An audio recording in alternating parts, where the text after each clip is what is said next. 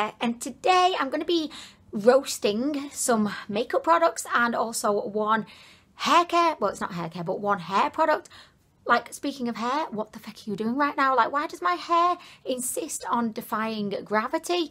Like, I just don't understand it. Should I be emailing NASA about now saying, hey NASA, I believe my hair knows how to defy the laws of gravity? Because, I mean, what is it even up to? Right, pop it down. I mean, really. Yeah, so this video is just a roasting of some products that have really pissed me off recently. And we're going to begin with what's on my eyelashes right now, because I just filmed a first impression of the Bad Gal Bang mascara by Benefit. I filmed the first impression this morning, which is why my eyelashes are still looking ratchet as hell. You will have probably seen that video a few days ago, but yeah, it's a bit confusing, kind of the timelines of YouTube. But anyway, I was pretty kind of keen to try this mascara because I heard that it was a more kind of clumpy mascara. I know not everyone's a fan of the clumpy mascara, but I kind of love it because I really like having volume on my lashes, even if it's like veering on fecking clumpy. I don't mind. I kind of roll with that. It's my kind of scene. The clumpy eyelash scene, and it is a scene, by the way. But anyway, this mascara was, look, I don't even need to say anything. Just look at my lashes, and I'm sure if you've seen my first impression, you will have seen it all happening. Like, seen the car crash, stood there watching the car crash. That was me trying out this mascara.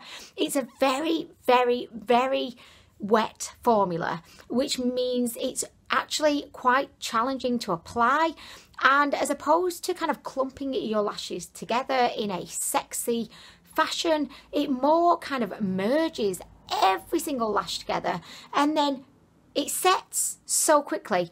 So then it'll set when your eyelashes are at a crazy angle. Before you've even had a chance to go in with the almighty finger technique, your lashes will just be doing their own thing, and that's it. They're set. There's nothing you can do to like change their direction. Case in point, look at this fecker here. I know that you might not be able to see it too well, but there's one there, right? And it's just pointing off in that direction. It's intent to point in that direction. How rude is it right now? But look, can you see it? And then look at these ones. It's just crazy. I don't know, like at this point, I've obviously only used it once. I only have the first impression to go off. But like, you know, when people say, well, you know, let it dry out for a little bit and then you might like it better. But I'm kind of like, well, no, I want results now. I'm the kind of person that I don't buy a mascara thinking, oh, well, it's going to be shit at first, but that's fine. I'll just leave it to dry out a little bit and then I'll use it. No, guys, we deserve better than that. We deserve to spend our hard-earned money on a mascara and have it blow our panties off the very first time we use it. I don't want to be waiting around for it to become good. I want it to be good straight away. Do you know what I mean? So this Bad Gal Bang certainly didn't bang my pants off, and I say don't buy it. Okay, so the second product is one that I have quite recently done a first impression of. So if you've seen that video, then you are probably going to turn the video off at this point because you're like, Anwen, I've seen all of these videos. Why are you rehashing everything? But the reason why I wanted to mention this was because I realised what it really reminded me of, and I just thought I want to get this off my vagina. I've got to mention it. So the product in question is the Master Holographic Prismatic Highlighter by Maybelline. The reason why I didn't like this was that it was so chunky. Can you see on my finger? Like, I don't think I need to say anything. It just looks chunky as hell. Okay, and then I was thinking, right, it really reminds me of something. What is it? And then I realised what it was. It's my fecking Skin Kiss highlight by Makeup Revolution. I know that lots of people like this formula, and in no way do I intend to offend anyone. Everyone's different. I'm sure that not everyone likes everything that I like, and I'm glad, because it would be a fecking boring world if we all were unanimous about everything we liked and didn't like, you know what I mean? But this Skin Kiss kind of situation for me is also very thick. Can you see there? And can you see there? Like, they look very, very thick and chunky and powdery, and they're just not my favourites if I do like side-by-side swatches. So that was the Skin Kiss and this is the holographic by Maybelline. I do feel like the Skin Kiss one definitely has more of like a highlightery kind of glow to it, but they're both just unrelentlessly chunky. And for someone with older, you know, kind of more mature, textured, freaky, sassy skin, I can't get away with like a chunky highlight anymore. Like, I just can't. It just doesn't work on me. And like, maybe if you're younger or you've just got like really perfect untextured skin, the more chunky formula of highlight could be the bomb to the diggity for you, but it did not float my panties, unfortunately. So yeah, I don't like this and I don't like this.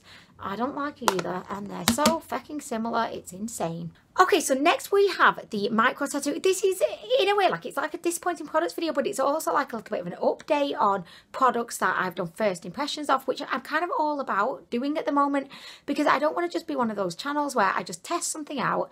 I either like it, I don't like it, and that's it. You never hear about it again, especially if it's a product that I do a first impression of and I like to just give you an update. You know, if my thoughts change, I feel like it's really important for me to do that.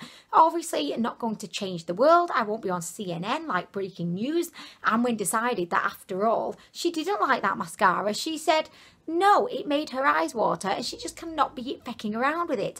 You know what I mean? But anyway, so this is the L'Oreal Micro Tattoo, and if you saw the first impression, or if you didn't, probably more to the point, it's got like this really like bizarre little fork like rubber silicone-y wand, and the idea is that you're meant to like go like this and draw like tiny little lines that produces a, you know, microbladed look. Now, when I first tried this product, I really liked it. I thought it was super unique, like very innovative. I hadn't seen anything quite like this before. It was really easy to apply, and I actually liked the look of my eyebrows. They actually looked very different to how they usually look. But then when I used it again, I just found that it almost seemed to have dried up the product, because I feel like, you know, when you put the lid on, and I don't know why, but I kind of shake it. I don't know if that does anything, but I kind of give it a little bit of a shake like this. I feel like the little like tip bit just didn't have any actual product on it. Can you see on my hand? Like, you can see a little bits there, but most of that product is coming from the flat side, because the idea of this is that you've got the little tiny fork point bits. Can you see? Wait. Can you see? And they're meant to produce the fine lines on your eyes that look like microbladed eyebrows. But then it's got like the flat bit, and with that flat bit you're meant to then fill in the brow. I found that I was just filling in the brow because none of the actual product was getting to the little points on the end. So then I feel like I actually got one good use out of this, and then all the other uses were just disappointing. And in that video I did recommend this because I did think it was very innovative. I still stand by that, but I just don't reach for it now because I find that I get nothing from it.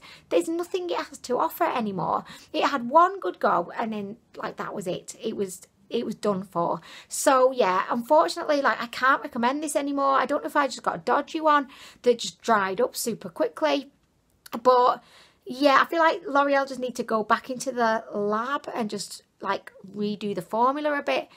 You know what I mean? I just think it's not quite there yet. Okay, so next my hair's doing my fucking head in like literally today. Next I've got 3 mascaras, and all 3 of these I have done first impressions of. So I'm just going to kind of talk you through why I don't recommend these and why I don't like them. So I'm going to begin with the L'Oreal Paradise mascara. So when I first tried this, I loved it. I thought it was brilliant. It reminded me a lot of the Too Faced Better Than Sex mascara, because it's got a very similar kind of very chunky wand. But what I found was this dried up so quickly, and it ended up being virtually impossible to apply. There was just no like you know, with the mascara formula, it kind of glides on, and it's no hassle. But with this, I found that you can even kind of see on the wand. Can you see how like it's got congratulated, that word? Can you see how it's got like little, I don't know, it just looks messy as feck, really. And whenever I tried to apply it, it would just end up looking really like what's the word, like heavy on my eyelashes. Not heavy in like a sexy way, heavy in like a, you've just put tar on your eyelashes. That's what it was like.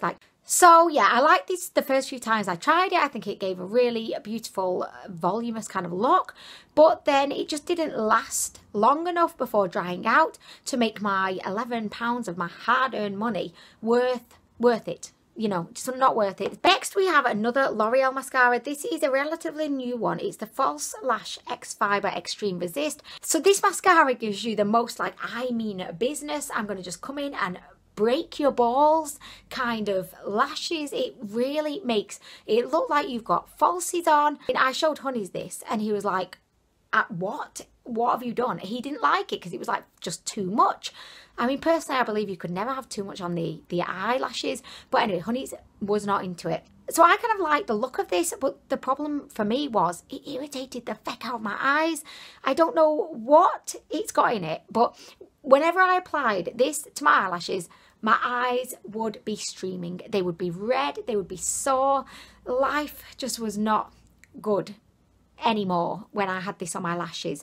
Just don't know if it was the fibres maybe getting loose, going, you know, on an exploration of my eyeballs, or if it's just something that's in the formula. I would definitely say if you've got eyes of a sensitive nature, don't touch this with a dildo because it will probably irritate your eyes. And I don't even have very sensitive eyes, but it irritated the feck out my eyes. Okay, so next I have a highlighting palette that I was so excited about. This is by NYX. It's the Love You So Mochi Lit Life 3-pan cream highlighter palette. So I was like literally so excited when I got this. I knew that I wanted to get this palette as soon as NYX released their photos of the I Love You So Mochi collection. I just kind of fell in love with it. It was colourful, pastel, just very pretty, which kind of sings to my vagina. And I also got this Sleek and Chic palette. This is one of my favourite eyeshadow palettes of the moment. I absolutely love this. But the highlight palette just did not get me going, and I'm not quite sure why. Oh, honestly, I'm constantly covered in swatches. Let me just wash my hands. Well, I'm not washing them. I'm doing the lazy girl thing. I'm getting a wipe. I mean, who wants to actually wash their hands when you can wipe? I mean, really, I would really want to shake hands with whoever invented wipes, because I cannot imagine life without wipes. Like, could you imagine changing a nappy? I mean, believe me, when we've run out of wipes and we've had to do the wet toilet roll trick to change a dirty nappy, it's an awkward situation. Like, that haunts my dreams, like literally. But anyway, sorry, that was just a little interim about the wonders of wipes while I was wiping my hand. I mean, really. So anyway, if I just kind of swatch these for you, I really did actually like the middle shade. I thought that was really, really pretty. But on my fingers, they actually look quite nice. I just found that on my face, they were a big disappointment. Can you see them? I mean, they look really nice now. The peachy one doesn't really show up too much. I don't mind the pinky purple one, but for pinky purple, there's only one palette I go to, and that's my Aurora highlight palette. Can you see? That palette has destroyed all other duochrome highlighters for me, because I just don't think you could get better than this. Like, that's why every single duochrome highlighter that I try at the moment, it just can't compete. And I mean, even though like this, it looks nice on my hand. Look at this. I mean, look at this. I think I tried the Aurora palette for the first time the day before I tried this. It's kind of like trying a raisin before you try a Haribo sweet. You know the fried egg sweets from the Haribo Super Mix, I think it is. But anyway, you know what I mean. If you try raisin and you've not tried any Haribos, you think, this is a beautiful sweet product. And then you try the fecking fried egg and you're just like, ugh, this is delicious. Like, this is what sugar is meant to be. Hallelujah. Do you know what I mean? So I feel like, I mean, yeah, it's kind of like, you know, the sweet and the raisin thing. Anyway, so yes. Next, I got these two crushed metallic lipsticks from Primark. I think they look really, really beautiful, and they are very similar to the Lime Crime kind of diamond crushes, in the sense that they are kind of dry down liquid lipsticks, but they're infused with a shitload of glitter. Like, these actually looked fairly nice on the lips. I tried them on their own, and then I tried them like over a lipstick, and they held their own. They looked pretty nice, but I couldn't get over the drying. They were just so uncomfortable that they weren't worth it to me. They're obviously super, super affordable because they're Primark. I think they were like £3 each. and I did have very high hopes for them, but unfortunately they're just dry as a nun's vagina, as we've mentioned before. Just while I'm on the subject of Primark, I bought 3 of these what are they called, Star Shimmer glitter lip balms, right? Let me show you what they look like. So basically they're just glitter in a lip balm form, just lots of fecking glitter. I don't think there's even any lip balm here, maybe a tiny bit just like holding them together, but it's mainly just glitter. Like if I just kind of swatch it on my hand,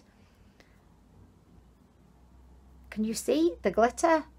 Like these were one of those products that at the time you thought they were a great idea, and then when you actually tried them on, you were like, feck no, like what was I thinking?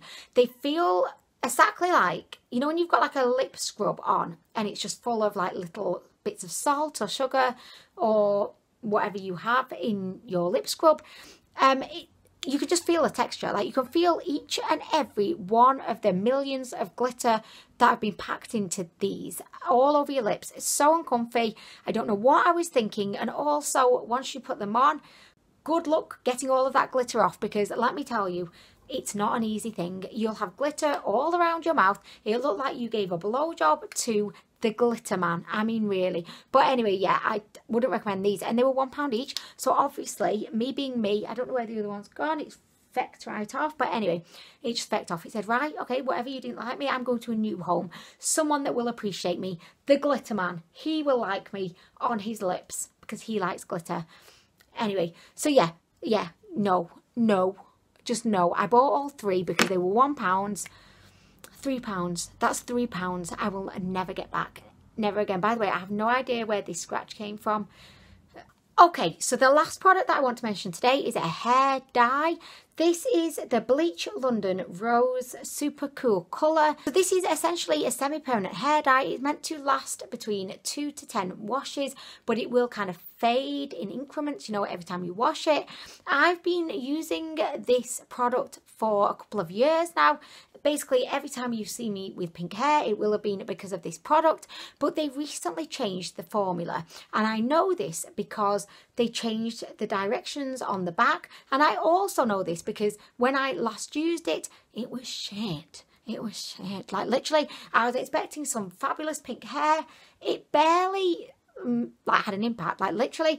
So in the past when I've used this product, the instructions said to leave on for up to 15 minutes, right? So I would always leave it on for between 8 and 10 minutes, because if I left it on for the full 15 minutes, it would really be pink. Like it would be bright pink, and I always want a pastel pink.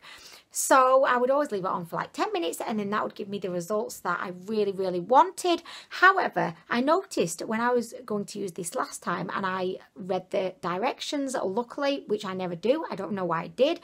But it says now on the back, leave to develop for 30 minutes. So they've extended the time by another 15 minutes.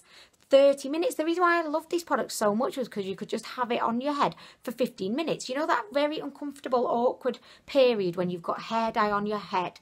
You're trying not to, you know, let the kids touch your hair. You've got pink dripping all down your face into your boobias, and it's just an uncomfortable situation. Now they want you to leave it on for 30 fecking minutes. That's 15 more minutes of uncomfortable. Well, actually, 20 minutes, because I only leave it on for 10 minutes. 20 more minutes of trying to stop the kids from touching your hair, because you don't want them to end up pink, you know, at the end of the day. But the real kicker in the balls was that even after I left this on for 30 minutes as directed, it barely did anything. So much to the point that the next day I used a £2.99 product called Colour Vibes from Boots.